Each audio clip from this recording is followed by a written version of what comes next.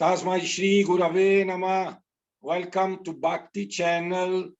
Dear friends, it's VITO DEGRANDI, and today is very, very pleased to have a guest, Dr. Ravindra Kumar Mamgain, Professor, Department of Ayurvedic Medicine, and I know personally Dr. Mamgain ji and his respected wife, Pratibha ji. They have been for more than 20 years responsible of the Himalayan Hospital Ayurvedic branch. But before introducing fully my friend, I would like to start an auspicious prayer in Sanskrit that belongs to the Chandi. Ya Devi Sarva Bhuteshu Matri Rupena Sanstitam Namastasye Namastasye Namastasye Namo Namaha. Ya Devi Sarva Bhuteshu Buddhi Rupena Sanstitam Namastasye Namastasye Namastasye Namo Namaha. Ya Devi Sarva Bhuteshu Shanti Rupena Sanstitam Namastasye Namastasye Namastasye Namo Namaha. Sarva Mangala Mangale Shive Sarvata Sarike Charange Tramake Gauri Narayani Namostute Srishti Stiti Vinasanam Saktimute Sanatani Gunasraye Gunamaye Narayani Namostute Sarnagat Dinartha Paritrana Parayani Sarvasyarte Hare Devi Narayani Namostute. I invite our beloved guest that is here with us if he wants to chant some holy prayer for us. Namaste and welcome, Vito ji. Before I start, just have a prayer for the Gurus. Akhand Mandalakaram Vyaptam Yena Characharam Tatpadam Darshitam Yena Tasme Sri Guruve Namaha. Dhyana Moolam Gurur Murtihi Puja Moolam Gurur Padam Mantra Moolam Gurur Vakyam Moksha Moolam Gurur Kripaha. Guru Brahma, Guru Vishnu, Guru Devo Maheshwara, Guru Sakshat Param Brahma, Tasmai Sri Guruve Namaha.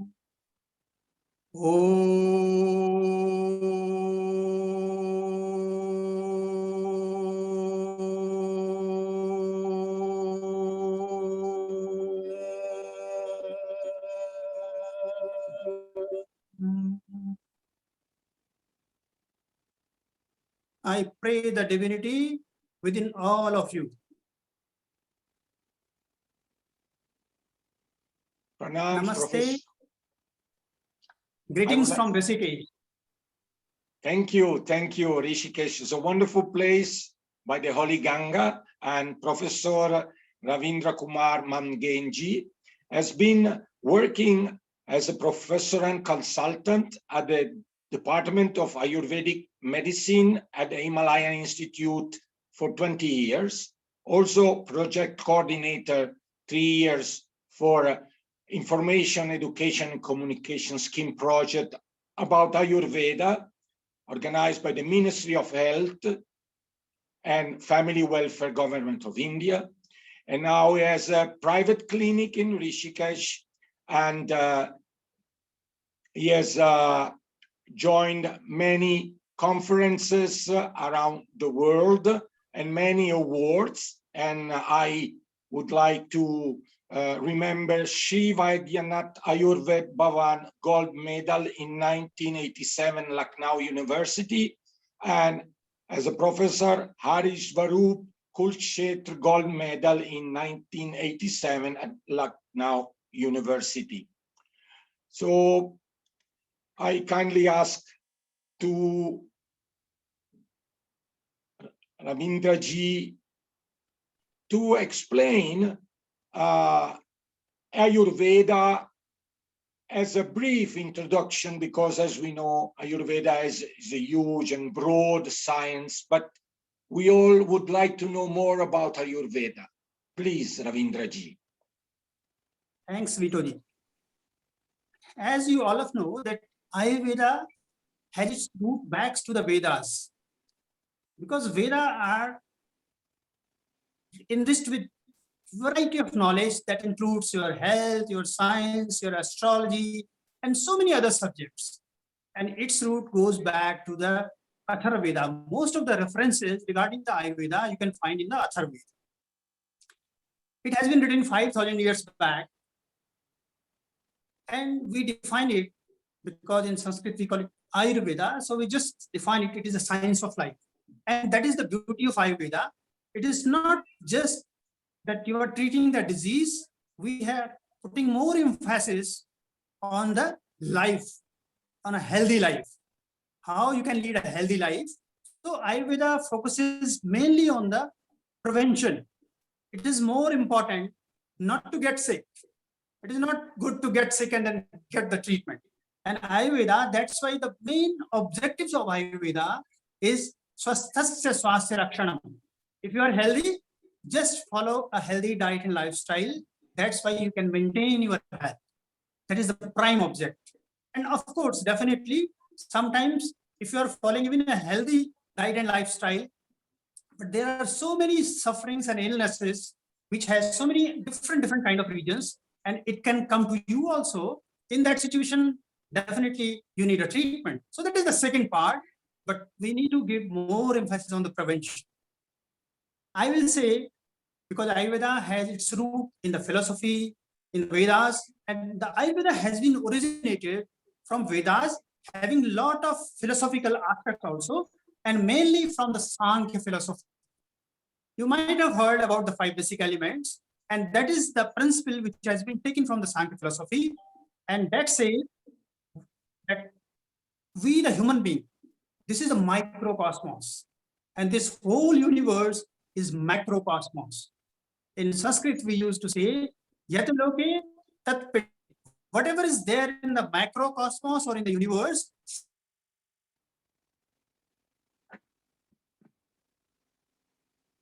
separate from the nature. We are just part of the nature. You can say a miniature, a micro part of the nature, and you get affected easily from your surroundings. So Ayurveda is a science which deals with the life.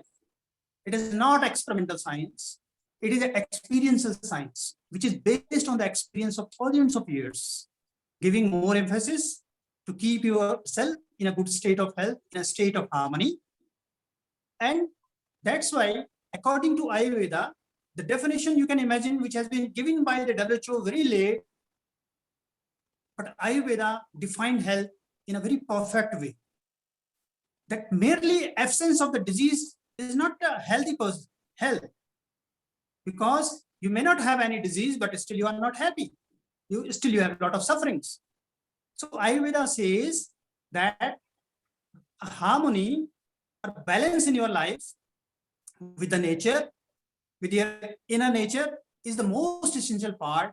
And for that, there is a very popular verses in the Sushma Samhita regarding it, that sama dosha, that your dosha, your biological humors should be in a balance. Sama agnisya, your digestive fire, the fire within you, which is responsible for the metabolism, for the proper digestion, assimilation, and absorption, that must also be functioning well. Sama dhatuscha, your body tissues should be in an optimum condition. And sama malakriya, your excretory functions should be proper. So these 4 things, your dosas are in a state of balance, your digestive fire is working finely, your excretory functions are also proper, your body tissues are in their optimum health. These 4 things denotes your physical health. But the physical health is not in itself is a complete health. But the Ayurveda has added into that prasannatmendriya mana, your senses must be functioning well. You must be feeling happy. Your mind, at the state of mind, you should be happy. then only you can say that you are in a good state of health. And this is the region that we say that Ayurveda is a holistic science. It is a science of life. Because if you see the life, how Ayurveda defines what is the difference between the modern medicine and Ayurveda. Modern medicine is a very advanced science. Ayurveda cannot replace modern medicine. It is doing wonders in the field of surgery, in the field of acute conditions, in the emergencies. So I mean to say Ayurveda cannot replace the modern medicine, but definitely there are so many other aspects of the health which can be best taken care by the help of Ayurveda, not by the modern medicine. Because to see this life from that holistic perspective, Ayurveda defines it in a very nice way. What is the life? Life, we say, Sarira, Indriya, Sattva, and Atma. These are the four components. Sarira, Indriya, Sattva, Atma, Sayogo, Dhari Jivitam. Your body, your Indriya, your senses, Sattva, your mind, and your consciousness. These, we can understand that how Ayurveda defines your life. So these four aspects of life, if only you are physically healthy, it is not good. So it says about your sattva, your mind, your senses, and so these four components makes your life, and that's why we say that it is a holistic science. So observing a patient, we're just not focusing on the disease. It is more important focusing on the disease also, as well as focusing on the person who is suffering from the disease. So Ayurveda have a different perspective to look on the disease and the patient. So we can say that modern medicine is target-oriented, disease-oriented medicine, and it is a holistic medicine, covering all the aspects, your physical, mental, spiritual, social, everything. So that's why that it is not experimental science, it is experiential science. It is a science which is taking your life in a totality, not individual. It is not dealing with one organ. When we see the person, and Ayurveda diagnosis and observing the patient in totality.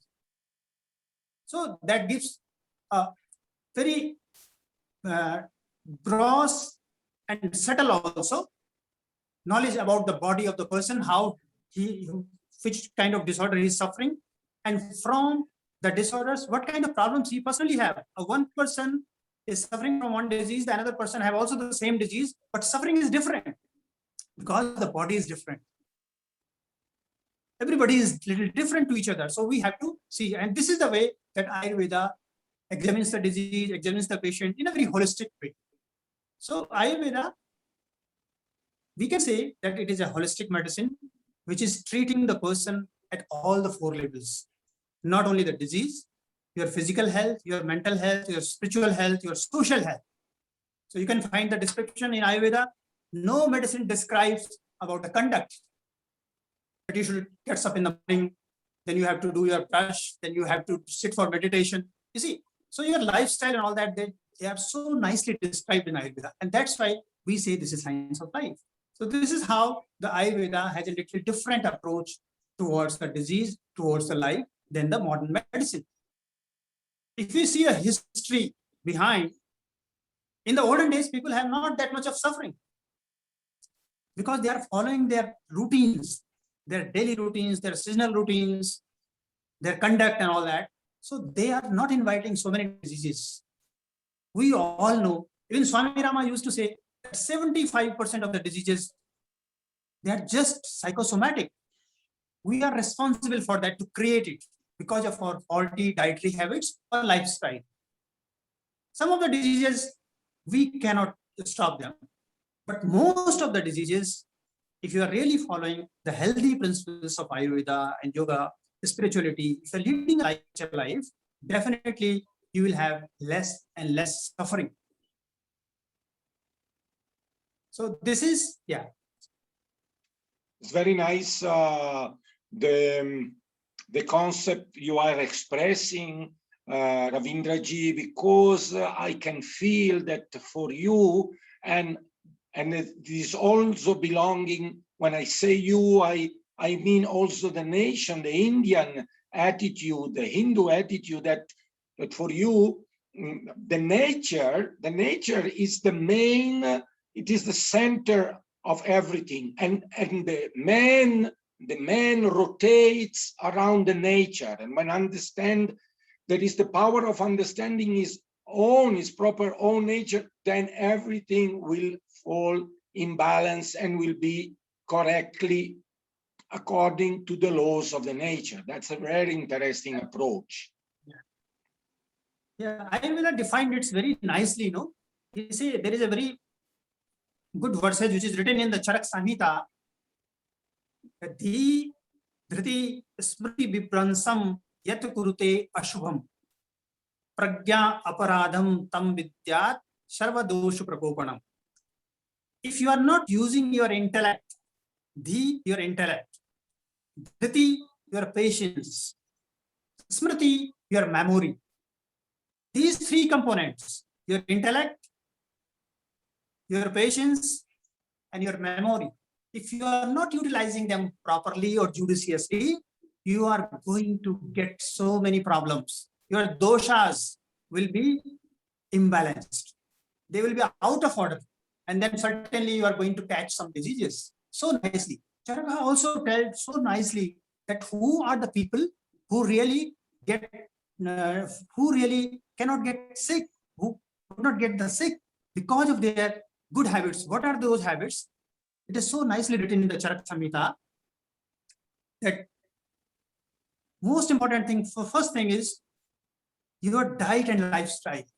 Nityam hitahar bihar sevi means if you are eating a wholesome food, if you are eating a food which is good to your constitution, particularly for you, a good lifestyle, shamikshakari, if you have a mind, analytical mind. We do so many things in the life. Sometimes you do without any analyzing the things, without any thinking, you just go. This is not the right way. We need to analyze the things and then properly decide and then go forward. So your mind should be very analytical. Vishayesha vakta. And you should not be slave of the senses. We should not be controlled too much by our senses. If you are too much controlled by your senses, then again, it can create a problem. Dataha. Always have a tendency to give, not only to take. If really you are doing some sort of sacrifice, you are giving also something, it will come back to you in a very different way. So make it a habit, not always to receive, but sometimes we give also. Sama, equanimity. Just see, nobody is big, nobody is small, all are equal. If you have that view in your mind, so you can enjoy the life. Satyaparaha, truth, the truthfulness. Shamavan, forgiveness. Naptopusevi cha bhavatyarugaha. And if you are giving due respect to your teachers, to your parents, to your seniors, to your spiritual teachers, or to anybody who really a source of knowledge to you. So give them respect. It will come back to you. So Charaka says, the Charak Samhita, it is written in that if somebody is leading a life like this, there are very less chances that they will have some disease. So we need to follow the healthy way to live. Thank you very much, Ravindra ji. I would like to introduce, would you like to introduce for us the three types of constitution that we have in Ayurveda? Okay. So as I said you that Ayurveda, Sankhya philosophy have a concept of 5 basic elements. And then from there, the concept of 3 doshas, Vata, Pitta and Kapha, this has come up. Because Sankhya philosophy says that whatever is there in this universe is made from the 5 basic elements, whether it is the living being or the non-living being. According to Ayurveda, the main difference between the living being and the non-living being is the existence of soul. We have a soul, we have a life. The non-living beings have just 5 basic elements. So if soul is gone from here, so we say this body has been merged into the 5 basic elements. It happens after the death. So what I want to say, that concept has come to Ayurveda And these doshas are also made from these 5 basic elements. Like when we talk of vata, then it is made from the air and space element. If I am talking about the pitta dosha, it is made from fire and water element. If I am talking about the kapha dosha, it is made from earth and water element. So these are the 3 doshas. So basically, we call them bodily humors, physical doshas, because mental is something different. Then we talk about the 3 mental qualities, sattva, raja, and tama. So I'm keeping myself to these bodily doshas, 3 doshas. So every one of us is born with a very special constitution. And that's the reason that we are different from each other. Depending upon the configuration of these 3 doshas in a different way, actually there are 7 kind of body constitutions. So one constitution you can say because of individual dosha, like vata constitution where air and space is too dominant. Then the pitta constitution where fire and water is too dominant. Then kapha constitution where water and earth element is very dominant. But sometimes what happens that when we examine the person, see his constitution, so what we do, we examine the person physically, then ask some questions, and then on the basis of the physiological functions of the body, we also get some inference. Then we also analyzing the sattva, the mind also of the person, and then definitely the pulse diagnosis. So based on that examination, we find that along with vata, there are also the features of pitta also there.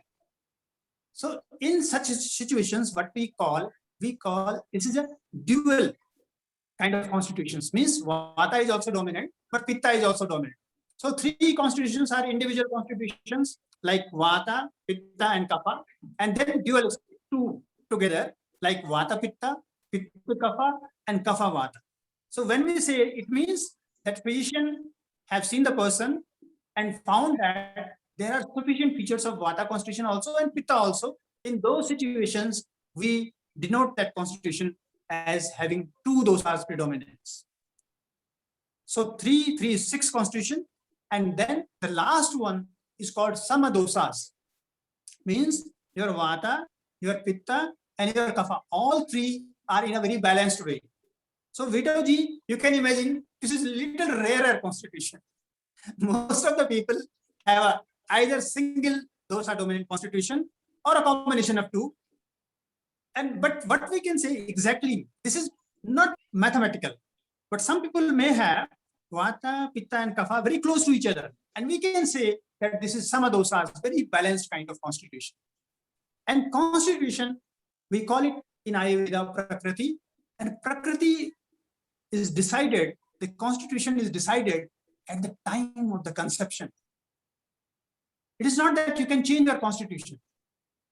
Only you can change your habits, diet and habits according to your constitution, which is suitable for you.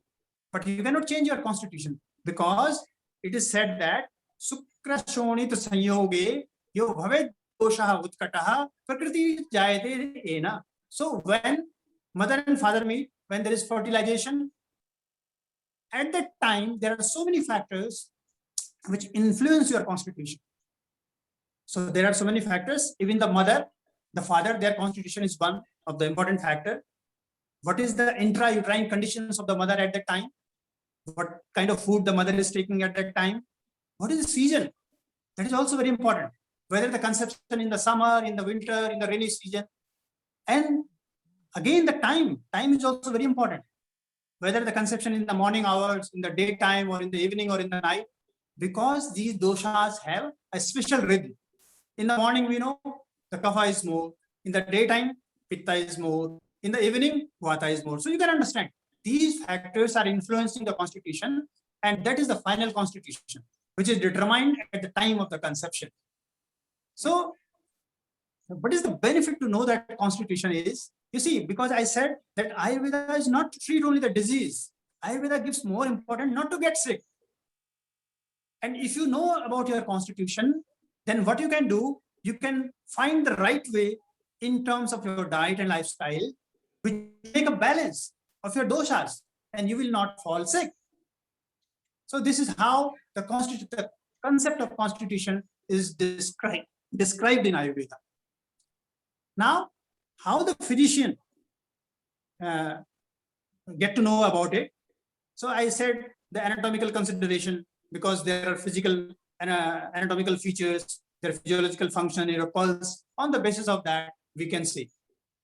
So now I can tell you about the constitution, that how we can get knowledge about that.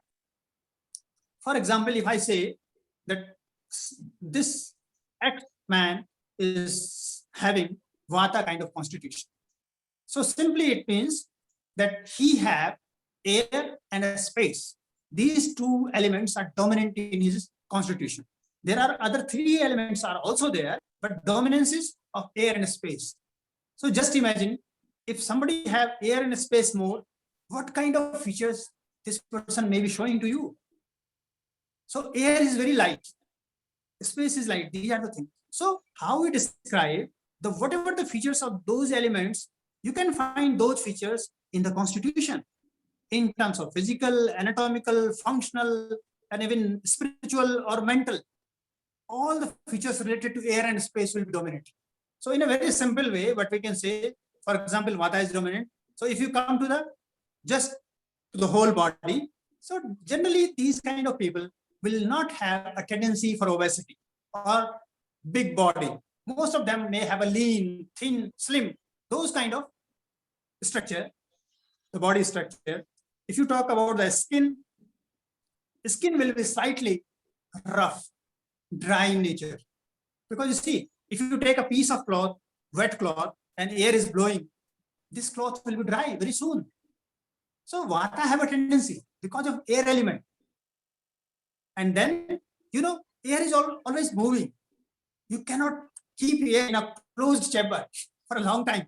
Whenever you get a space, it will come out.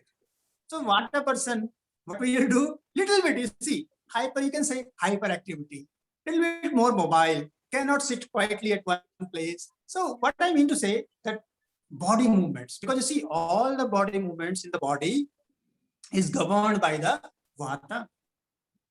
Whether it is blinking of your eye, you are taking respiration, your heart is beating, you are walking. So all these movements can be little bit exaggerated, little bit more. So hyperactive.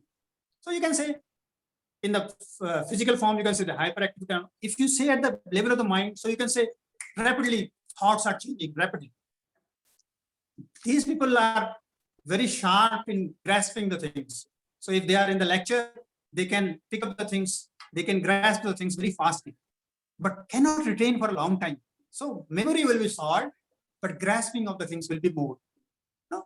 So if you talk about their bodily functions, so the digestive fire, like they may be eating sometimes very little, sometimes more, so always changing.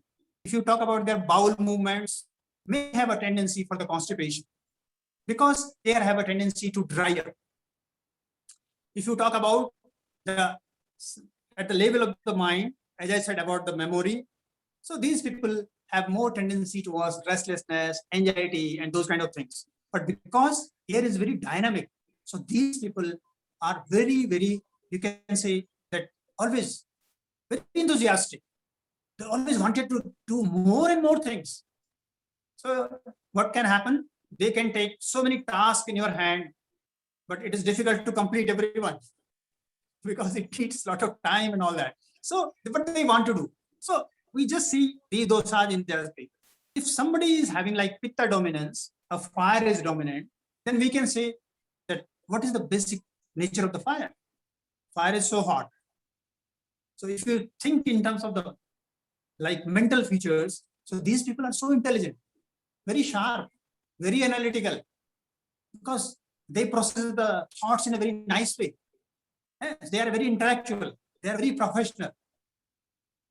So if you see at the level of the body, then definitely the body frame will be slightly medium-sized body frame. The skin will be more softer because the pitta is a little bit snehana, oily. So the skin will be more softer. The color in case of the vata, it will be more darker, while in case of the pitta, it can be more pinkish or reddish or something like that. Coppery, that kind of color. If you see the lips, nose will be very sharp, the eyes will be very bright. There may be tendency of graying of hairs very early because fire does it. So you can find these people may have a tendency for early graying of the hairs. If you talk about their appetite may be very strong because fire is very strong. Their digestion, absorption, metabolism will be very fast. If you say about the bowel movements, they may be softer stool than the Vata person. So depending upon the features of the fire, they will be also showing those kind of features in their bodily functions. If you talk about the Kapha kind of person, so Kapha is earth and water is dominant. So these kind of person, if you say about the mental features, more balanced, more gravity. You understand? So like not like restless as Vata person, more settled. And these people may have a little problem with the grasping of the things fastly, but once they understand the matter, their memory will be so sharp. They can retain it for a long time. And very kind-hearted, very supporting. So these are the mental features. If you talk about the physical features, the digestive fire is not as strong as the Pitta. So may not have a very good appetite. So medium. If you say the bowel movements, it will not be like as the Vata, constipation. They will also have the softer stool. The skin will be very soft. They will have a tendency to gain weight. So maybe prone for kind of diseases, you can see like obesity, hypertension, lifestyle disorders, there might be tendency. Because every dosha has some special inclination to particular kind of diseases if you are not following a proper lifestyle. Like Kapha may have more chances of obesity, hypertension, diabetes, these kind of diseases. If you say about the Pitta, these people have more disorders related to your digestive system, your gallbladder, your liver, these kind of problems. If you say Vata kind of person, then they have more to their locomotor system, joints, neurological system. So can have a different kind of joints pain, arthritis, those kind of things. So every dosha is susceptible to particular kind of things. So once we know the constitution, that's what we can do. We can decide a suitable diet and lifestyle which will take care of our dosha and will not allow it to go beyond the balance. And that is the actual benefit to know your constitution. And if sometimes we find the common features of Vata also, Pitta also, so you can say a mixed kind of constitution. If all three dosas, sometimes it is difficult to understand. We cannot find that it's only one dosa is dominant. So we say, okay, all three dosas may be very close, very near to each other. So it is a good sign. So this is in brief. Yes, and now since we are facing a very difficult time for humanity, dear Ravindra ji, I would like to know if you have any suggestion for the people who are listening to us about a diet, the using of herbs, and any natural remedy in the Ayurvedic field that can help us to enhance our immune system. Yeah. So if you talk about the immunity, the concept of immunity is also very nicely described in Ayurveda. And you understand 5,000 years back, it has been written. This is very interesting. So we have a different kind of strength. And in Ayurveda, we say, actually, everyone has the three kind of strength. One is called Sahaja Bal. Bala means strength. One is called Kalaj. And the third is called Yuktikrit. So Sahaj Bal, that is the innate immunity which actually you get from birth. Because you see, we have a genetic constitution. So once the child is born, he born with certain kind of immunity. Yeah. So everyone is different because you see, there are so many diseases which runs in the family, heredity, and so many things. So some immunity we get from the birth, that is called Sahaj Bal or innate immunity. The second is called Kalaj. This is because of the time, season, and so many things, and the phases of the life. Life, you see, life, early phase, middle age, and then old age.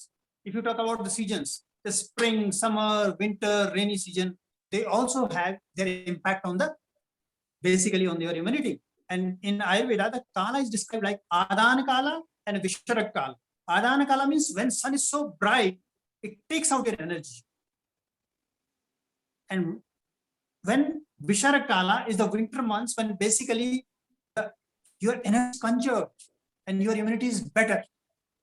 So what I mean to say, the Kalaj Bala is that is related to the your surroundings, your seasonal changes and all that. And the third is called Yukti Krita, means acquired immunity. You see, if somebody is living a very healthy life, he is very conscious about the morning walk, about the yoga, meditation, the spirituality, about the diet, about the lifestyle, definitely he is going to have better immunity. His tolerance to the physical health, to any kind of exercise or for the disease resistance, definitely will be better to the person who is very sedentary, just enjoying the life, sedentary life, not doing anything. You understand? So this immunity has been described in Ayurveda like this. Now, the concept of diet is very different in Ayurveda, because modern medicine talk about the protein, the fat, carbohydrate, minerals, multivitamins and all that. But Ayurveda has a very different concept. We talk about the 6 different kind of taste: sweet, sour, salty, bitter, astringent, and pungent. So these are the 6 tastes actually which the whole Ayurveda diet concept focuses on these 6 tastes. And Ayurveda says, Sarva Rasabhyasa Balakarana. If you are practicing all 6 kind of taste, your immunity must be the best one. You see, there are many children, I like only sweets. Somebody say, I like only the salty thing. So it is better to have all 6 kind of taste. But what is important, that if you know your constitution, then you have to choose what kind of taste more and what kind of taste less. Because these doshas influence, these 6 tastes influence your doshas. And doshas are responsible for creation of the disease. So if somebody, I am just giving you an example to understand, if somebody is vata dominant, it means air and space is dominant. And if this person is eating so many things which is very dominant in bitter, astringent and pungent, these kind of food, his vata will go out of balance. If somebody is kapha dominant, and if he's eating only sweet, sour and salty, the kapha person who is born with the kapha constitution is only taking sweet, sour and salty things, what will happen? His kapha will be out of balance. If a pitta person whose constitution is dominant in the pitta is eating the things which is dominant in sour, salty and pungent, what will happen? Pitta will be out of the balance. So this we need to understand. This is very rational. Like for example, just easy example, if you talk about the diabetes, you talk about the hypertension, you talk about the obesity. I said that kapha people, they are more prone to get these kind of problems. So, you know, if diabetes person or hypertensive person will be eating more sweets, more salt, what will happen? Even the modern medicine say, please cut down your salt, cut down your sweets. So Ayurveda has this concept 5,000 years back. So he should not be taken, because if further his weight is increasing, his diabetes is getting worse, hypertension is getting worse, obesity is getting worse. So sweet, sour and salty, any that kind of food, he need to take less and less as much he can do. And that's why I said in the starting that all 6 days, but the diabetic person may not have to take these 3 more. Means he can take minimum. These 3, other 3 he can take more. So immunity is such a concept which can only be taken care through your diet and lifestyle. You don't need any pills for that. We need food. Food has everything. So Ayurveda says that if you want to have a good resistance towards the disease, if you don't want to get sick, if you don't want to get infections, you need to practice all 6 kind of taste depending upon their quantity, depending upon your particular constitution. So you can maintain your immunity. And in Ayurveda, there is a special word for that, Vyadhi Chamatva. For immunity, we call it Vyadhi Chamatva, that how much you can resist to the disease. So there are so many concepts in Ayurveda, and two branches are especially described in Ayurveda. There are 8 branches of Ayurveda. No? So the last 2 branches are basically they call Rasayana and Vajikarana. Rasayana means rejuvenation. And Vajikarana is aphrodisiac, something related to the sexual potency and all that. So especially when we call about the rejuvenation, these are the medicines, so many herbs which really boost up your immunity. Because Ayurveda has so many medicinal plants which has been used for different purposes to increase your immunity in your body. Some of them are really like a magical herbs. And as you said, particularly nowadays, when the whole world is suffering because of this corona, we have only one option, that how we can increase your immunity. And if we are taking these kind of herbs, we can have some preventive measures and we can stop the severity of the infection also. Once if somebody have already that infection, we can also decrease the severity of the infection also. Like I'm giving you a simple example. There is a herb which is called Tinospora cordifolia. The Sanskrit name is called Amrita. This is one of the very good rejuvenative herbs, which is increases your immunity. And the popular Sanskrit name for this is Amrita, or we call it Guruchi also. It is easily available. Even people can buy it online. This has a very good immunomodulator effect. And this is also a very good hepatoprotective. It protects your liver. And this is also very good for the brain also, to improve the cognitive functions and memory. So having so many multiple use and very safe, having no any side effects. So some of the things like we talk about the Ossimum sanctum Tulsi. In Indian houses, everybody has a Tulsi plant in their house. So like nowadays, even the Ayush department, the Ayush Ministry of the Government of India is also trying to pass this message to everyone to use the common things which are very useful to boost up your immunity. Like that, you can have a Chyawanprash, which is a very popular formulations to increase your immunity. You can have Ossimum sanctum, this Tulsi, in the form of, you can take the leaves, it comes in the form of the capsules and tablets also. You can take Guruchi Tinospora cordifolia. You can take Ashwagandha, the Withania somnifera. So these are some very Satavari, asparagus racemosius. These all the herbs are very rejuvenative herbs and can certainly have an action which can boost up your immunity and can give you a more strength to your body to fight these kind of infections. The daily routines, along with that, the daily routines are also very important.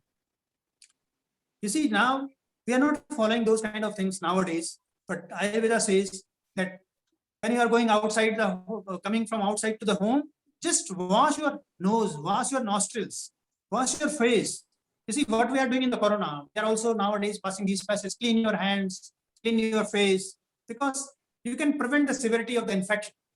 So in Ayurveda, in the morning, if somebody develop this habit to clean the nose, to clean the mouth, so there are very 2 special things. Just I want to share with you, because many people will be seeing this talk, which is arranged because of you. Thanks very much. So some common practices. If you are filling the water in your mouth to such an extent that you can move it like this, this is called Kavala. Means you can, what you can do, you can simply lukewarm water. You can add a little bit of salt also into that.